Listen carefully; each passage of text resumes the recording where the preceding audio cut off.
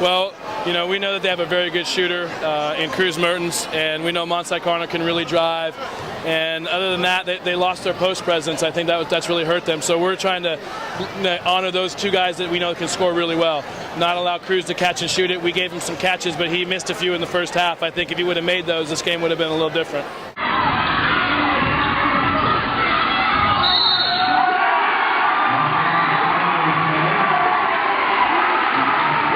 Well, we won academic CIF this last year, and we asked the guys what they wanted as a thank you, as a gesture of congratulations, and they said they wanted to play in some black uniforms. So we ordered black uniforms. We'll be using them in the away games in town for Santa Barbara and Dos Pueblos.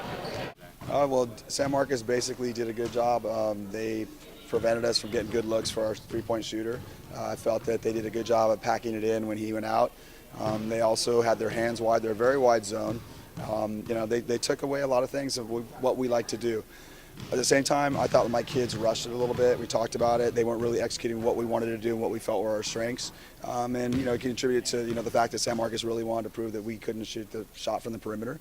But I like my kids. In the second half, we made some adjustments, and it shows, and we'll get better because of it. We wanted to actually speed the game up, to be honest with you, but we couldn't score to speed the game up, which was a little bit of a hindrance. But we only have 3 years of RC experience total out there, and they're going to have to grow up pretty fast. It's just an environment. When you've got a crosstown rivalry like this, it's a close game. You got to be able to basically step up in a clutch situation. Some of these players haven't been in that before, so it was a good learning experience for them. Like I told them in the locker room, they don't quit. And we showed it for 32 minutes. We just got to find out those first 16 minutes if we can put the ball in the bucket and do our stuff. Seeing them creep up on us didn't really make me too happy. So I felt like we, going into the third quarter, we kind of dropped off our intensity and we didn't equal theirs or go greater than theirs. So we let them take a lead. And that doesn't sit too well with me. So I was trying a little harder to make baskets for my team.